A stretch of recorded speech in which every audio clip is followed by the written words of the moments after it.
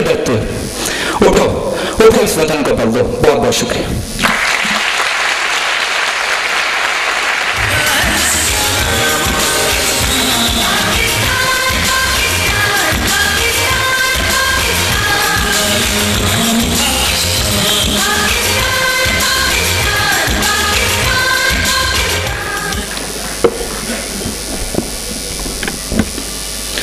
میرے دوستو، ہم خوش نصیب ہیں کہ اس دور میں پیدا ہوئے ہیں کہ اللہ تعالیٰ نے اب جو تقدیر کھولنی ہے اس کا ذریعہ اس نے ہم کو بنانا ہے. خوش نصیب ہیں وہ جنہوں نے دین کی سر بلندی کے لیے اپنی جانوں کا نذرانہ پیش کر دیا. خوش نصیب طارق بن زیاد، صلاح الدین ایوبی، سلطان محمود غزنوی، سلطان ٹیپو ہیں کہ جن کے نام سے آج بھی کفر و باطل کے ایوان تھر تھر کانپتے ہیں. اور انہی خوش نصیبوں میں ایک نام عابد اقبال خاری کا ہے، جنہوں نے نوجوانوں کی اصلاح کے لیے زندگی وقف کر رکھی ہے. عشق کو فریاد لازم تھی سو وہ ہو چکی، عشق کو فریاد لازم تھی سو وہ ہو چکی. اب ذرا دل تھام کے فریاد کی تاثیر کو دیکھ. وہ ایک شخص کہ جس کی ایک مثبت سوچ نے ہزاروں لوگوں کو ایک لڑی میں پرو دیا. وہ قائد اعلیٰ، وہ اس کاروان کے قائد، وہ اس قافلے کے رہبر و رہنما، ہم سب کی عزت جہاں پازیٹیو پاکستان فاؤنڈیشن کے روح رواں کہ جنہوں نے اس ملک کی تعمیر اور ترقی میں اپنا کردار بخوبی سر انجام دیا.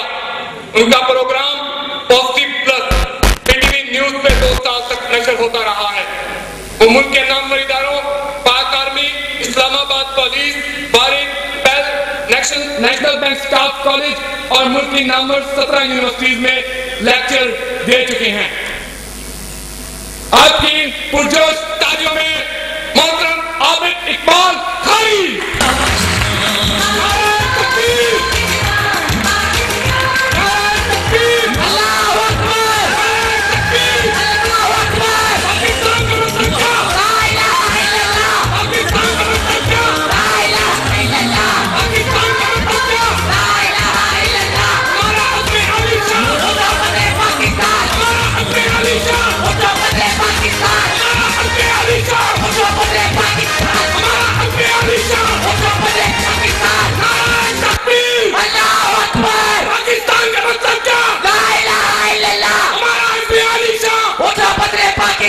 محترم عابد اقبال خاری.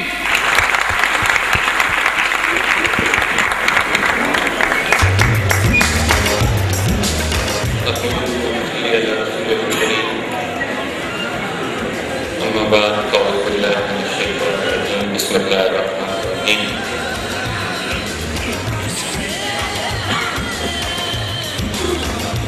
میں نے سوچا تھا کہ میں شعر سے آغاز کروں گا کہ نشہ کوئی کسی کا سب کچھ کہیں مسجد میں ڈالے، میرے دیش کے جوانوں کبھی ہوش میں نہیں آنا. لیکن میرا خیال ہے یہ شعر جہاں سوکھ نہیں کرے. ان نوجوانوں کا جوش، ان کا جذبہ، ان کے بلبلے دیکھ کر میں بہت سے کہا کرتا ہوں کہ میں تو کم از کم بالکل مایوس نہیں ہوں. ہمارا ایک درخشندہ اور تابناک ماضی ہے اور میں تو ایک درخشندہ اور تابناک مستقبل جو ہے وہ بھی اپنے تصور کی آنکھ سے واضح دیکھتا ہوں. مختصراً آج آپ نوجوانوں کو 3 پوائنٹس میں دے کر اجازت چاہوں گا کہ اگر ہم ان 3 نکات پر عمل کریں تو ہم واقعی پاکستان کو بدل سکتے ہیں. سب سے پہلا ورڈ اگر آپ چاہیں لکھنا تو لکھ لیں کہ نو تھائی سیلف، اپنے آپ کو پہچانو. اقبال نے کہا اپنی اصلیت سے ہو آگاہ ہے غافل کہ تو کترا ہے لیکن مثالیں بہرے بے پایا بھی ہے. فزیکل یونیورس کے مقابلے میں اگر تو اپنے آپ کو کمپیئر کرے تو نمبرلیس گلیکسیز ہیں اس کائنات میں. اتنی بڑی یہ کائنات ہے کہ اس کے مقابلے میں فزیکلی تو کمپیئر ہی نہیں کر سکتا، تو قطرے سے بھی کم تر. لیکن اگر تو پوٹینشل کے حساب سے دیکھے، اگر تو اپنی صلاحیتوں کے حساب سے دیکھے، تو ایسا بحر بے قرار ہے کہ جس کی کوئی حد نہیں. کیوں گرفتار ترس میں ہیچ مقداری ہے؟ کیوں تو یہ سائنس اور ٹیکنالوجی اور ڈرون ٹیکنالوجی اور سیٹلائٹ ٹیکنالوجی ان سے تو مروب ہو جاتا ہے اور تو یہ سوچنا سمجھنا شروع کر دیتا ہے کہ شاید میں ان کا مقابلہ نہیں کر سکتا. کیوں گرفتار ترس میں ہیچ مقداری ہے؟ تو دیکھ تو پوشیدہ تجھ میں شوق تے طوفان بھی ہے، اور ہفت کشور جس سے ہو تسخیر بے تیگ و تفن. ہفت کشور 7 آسمان، بے تیگ و تفن بغیر لڑے جھگڑے. مطلب یہ کہ تو بڑی سے بڑی کامیابی حاصل کر سکتا ہے. تو اگر سمجھے تو تیرے پاس وہ ساما بھی ہے. تو ہی نادا چند کلیوں پر تنات کر گیا، ورنہ گلشن میں علاج تنگیے بنا.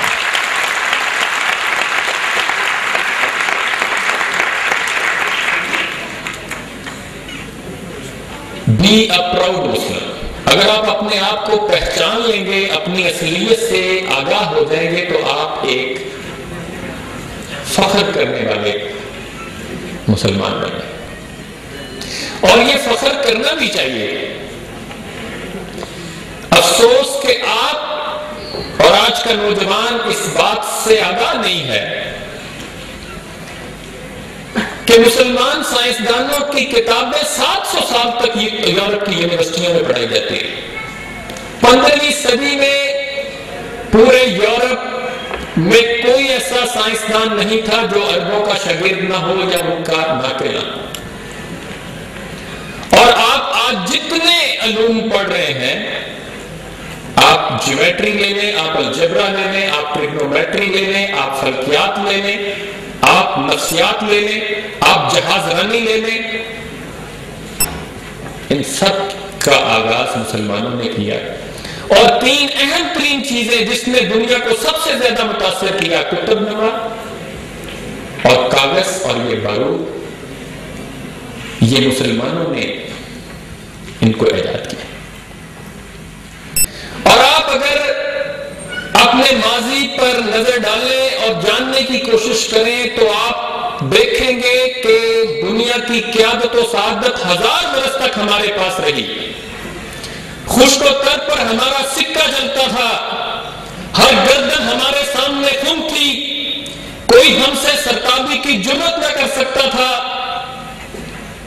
دنیا ہماری تہذیب اور ہمارے تمدن پر جان دیتی تھی، اور ملک کے ملک ہمارا مذہب قبول کر چکے تھے ہم ہی ایک تیرے ماں کا آراؤں میں، خشکیوں میں کبھی لڑتے کبھی دریاؤں میں، دی اذانے کبھی یورپ کے کلیساؤں میں، کبھی افریقہ کے تپتے ہوئے صحراؤں میں.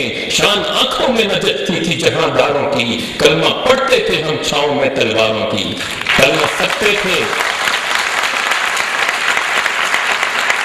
اور ٹل نہ سکتے تھے، اگر جنگ میں اڑ جاتے تھے پاؤں شیروں کے بھی میدان سے اکھڑ جاتے تھے. تجھ سے سرکش ہوا کوئی تو بگڑ جاتے تھے. ایک کیا چیز ہے ہم توپ سے لڑ جاتے تھے. نقش توحید کا ہر دل پہ بٹھایا ہم نے، زیر خنجر بھی یہ پیغام سنایا ہم نے. صفحہ دہر سے باطل کو مٹایا ہم نے، نور انسان کو غلامی سے چھڑایا ہم نے، اور دشت و دشت دریا بھی نہ چھوڑے ہم نے، بحر ظلمات میں دوڑا دیے گھوڑے.